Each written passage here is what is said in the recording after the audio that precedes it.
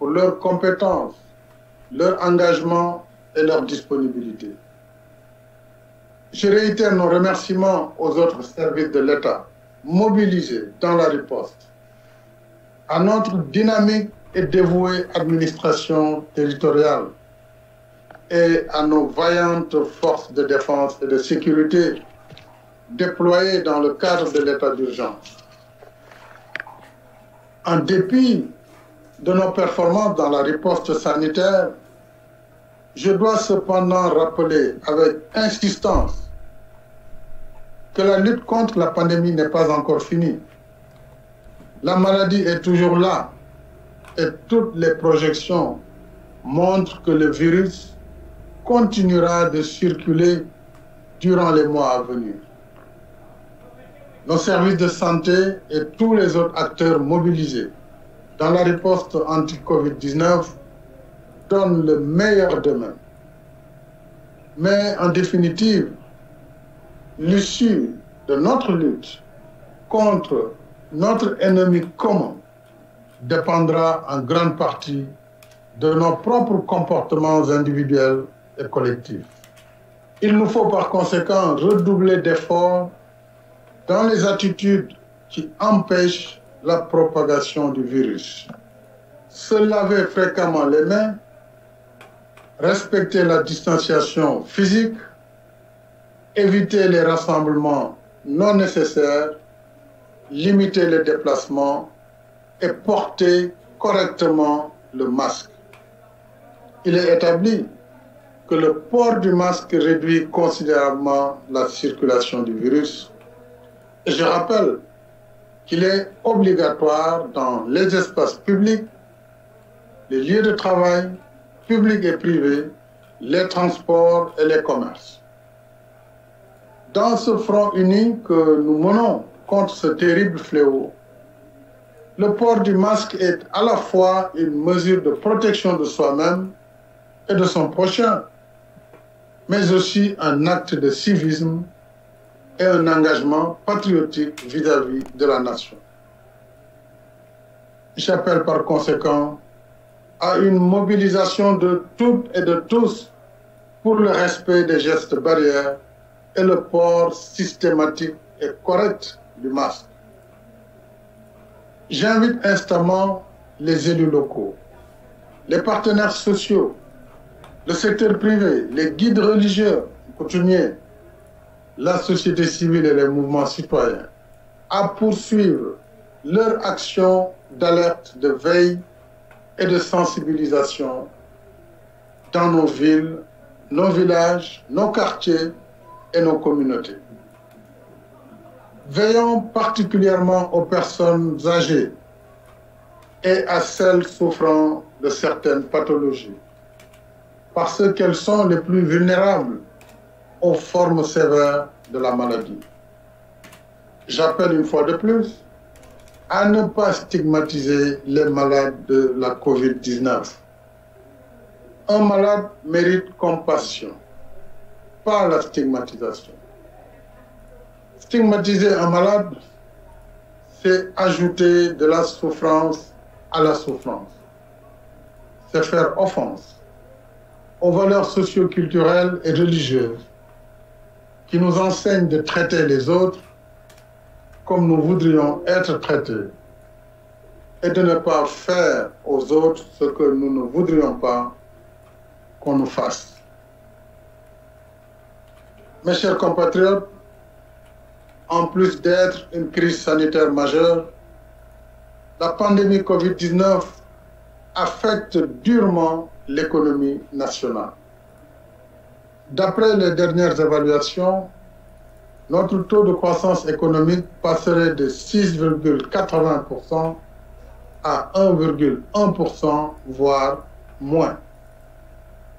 Plusieurs secteurs de l'économie, comme les transports aériens, le tourisme, l'hôtellerie, la restauration, la culture et les loisirs, l'artisanat et le commerce, produits agricoles sont à l'arrêt ou au ralenti. Voilà pourquoi j'ai mis en place le Fonds de riposte et de solidarité contre les effets de la Covid-19 force Covid-19, doté de 1 000 milliards de francs CFA, pour financer le programme de résilience économique et sociale. Ce programme qui vise à renforcer nos systèmes de santé et soutenir nos ménages, notre diaspora, nos entreprises et les salariés est en cours d'exécution. Sur la composante santé, le programme nous a permis de dérouler sans tarder notre stratégie de riposte à la pandémie par l'achat massif d'équipements et de produits médicaux, le relèvement substantiel du plateau sanitaire existant, l'aménagement et l'équipement de nouvelles structures de traitement des épidémies, soit 33 centres répartis à travers le pays. Enfin, la prise en charge des malades et des personnes confinées. Nous allons renforcer ces acquis. Ainsi, sur la séquence 2020-2021, l'État recrutera 500 médecins et 1000 agents professionnels de la santé, notamment infirmiers d'État, sages-femmes, ainsi que des personnels de soutien. S'agissant des médecins, la priorité sera accordée aux districts éloignés et aux spécialistes. En outre, le gouvernement mettra en place sur la période 2020-2024 une ambitieuse stratégie de modernisation du secteur de la santé et de l'action sociale à travers le plan d'investissement pour un système de santé et d'action sociale résilient et pérenne, dont une composante dédiée à la télésanté. Ce plan sera adopté prochainement lors d'un conseil présidentiel. S'agissant du soutien aux ménages, en plus de la prise en charge par l'État des factures d'électricité des abonnés de la tranche sociale pour un bimestre, la distribution des denrées de première nécessité est engagée depuis le 11 avril. Cette opération d'envergure, jamais réalisée, a nécessité la mobilisation de plus de 4000 camions pour acheminer l'aide à 1 100 000 ménages sur l'ensemble du territoire national, soit environ plus de la moitié de la population. À ce jour, sur les 552 communes du pays, 438 ont terminé la distribution. Le reste des opérations est en cours dans 114 communes, soit un taux de réalisation de 79,34%. Toute la distribution devra être achevée le 15 juillet prochain au plus tard. Des quotas spécifiques seront alloués aux chauffeurs du transport interurbain pour 14 000 kits, aux réfugiés pour 4 262 kits, aux titulaires de la carte d'égalité de chance pour 54 219 kits et aux personnes omises du programme national des bourses de sécurité familiale pour 42 650 kits.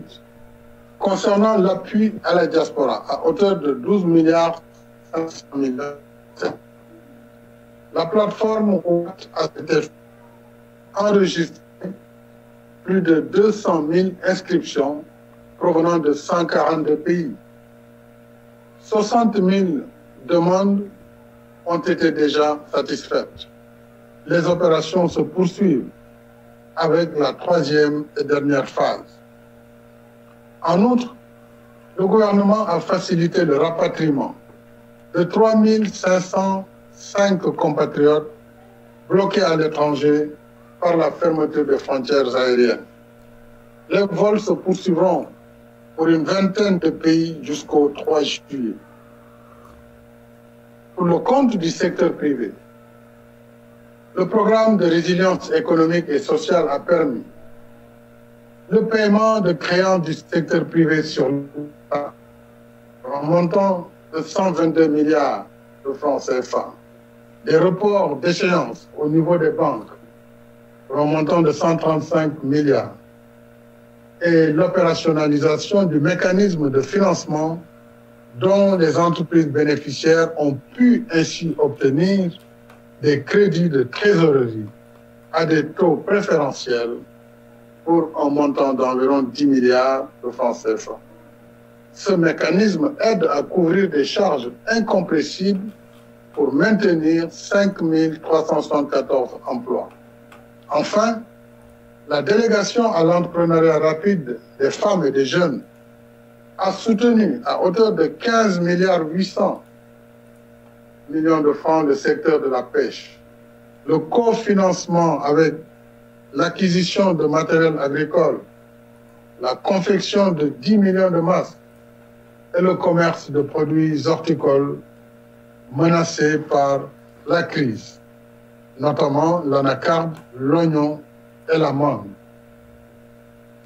Avec ses partenaires, la DER travaille également à la structuration d'un financement de 12 milliards en soutien à l'élevage et à la campagne agricole.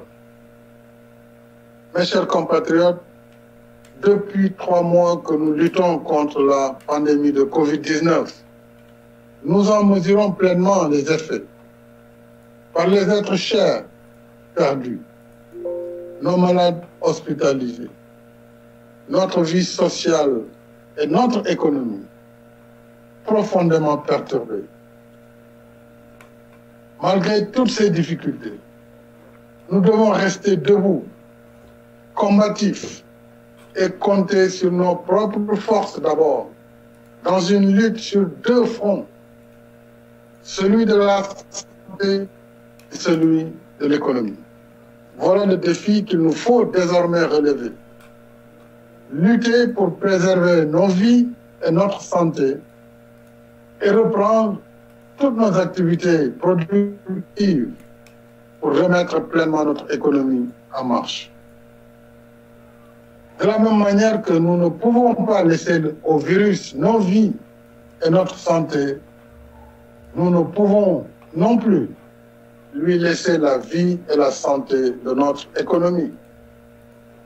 Ainsi, mes chers compatriotes, tenant compte de cette double nécessité vitale, j'ai décidé de lever l'état d'urgence et le couvre-feu y afférent à compter de demain, 30 juin 2020 à 23 heures.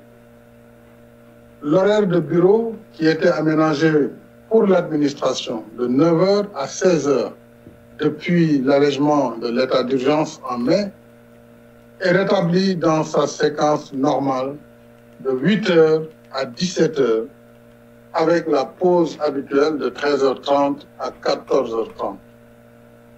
La fermeture des marchés publics 1 jour par semaine pour nettoiement reste en vigueur. En raison du risque élevé de propagation du virus qu'il présente, les lieux accueillant des activités de loisirs à huis clos resteront fermés. La réouverture des frontières aériennes se fera à partir du 15 juillet prochain. Les vols internationaux reprendront ainsi selon un protocole sanitaire défini. Les frontières terrestres et maritimes restent fermées jusqu'à nouvel ordre. Dès à présent, il nous faut aussi anticiper et nous organiser en nous préparant à l'ère post-Covid-19. À cet effet, le gouvernement me soumettra prochainement un programme de relance de l'économie nationale sur lequel il travaille déjà. Ce programme reposera sur nos bases productives, dont l'agriculture, qui bénéficie pour la présente campagne de ressources budgétaires exceptionnelles de 60 milliards de francs CFA contre 40 pour la précédente. De même, la Banque mondiale a octroyé un financement de 150 millions de dollars pour soutenir le renforcement de la résilience et la productivité agricole. Ce projet aidera à accroître l'exportation des cultures à haute valeur ajoutée, dont la filière horticole, à améliorer la productivité de l'élevage laitier et réduire le taux de mortalité des petits ruminants. Tous ces efforts viennent consolider notre quête d'autosuffisance alimentaire. Cette crise rend en effet plus évidente la nécessité de réaliser au plus vite cet objectif en produisant plus et en transformant davantage nos produits d'agriculture, d'élevage et de la pêche. Comme je l'ai indiqué dans mon message du 11 mai dernier, le programme de relance de l'économie nationale post-Covid-19 soutiendra aussi les initiatives créatives développées dans le cadre de la lutte contre la pandémie et la promotion de l'industrie pharmaceutique nationale. Nous allons en même temps poursuivre et adapter les réformes et projets du PSE, renforcer nos politiques d'équité territoriale et consolider le processus d'industrialisation entamé dans les parcs industriels et les zones économiques spéciales, dont les agropoles. Je tiens particulièrement à ce que l'État et ses démembrements, y compris les sociétés à participation publique, ainsi que le secteur privé, valorisent davantage le contenu local dans la commande publique des biens et services. Mais tous ensemble, nous devons faire du consommé sénégalais non pas un effet de mode ou de conjoncture, mais l'affirmation d'une véritable culture de souveraineté économique. Il nous faut davantage développer un état d'esprit de nature à faire ancrer durablement une culture du produire et consommer sénégalais. Mes chers compatriotes, en levant l'état d'urgence, je rappelle en même temps que l'urgence sanitaire est toujours là et nous impose un devoir. Devoir de vigilance, devoir de responsabilité individuelle et devoir de responsabilité collective. Le péril est toujours là et nous devons continuer la lutte. Alors, mes chers compatriotes, protégeons-nous, protégeons nos familles, nos communautés et notre pays pour que vive le Sénégal en bonne santé, dans la paix, la stabilité et la prospérité. Bonsoir.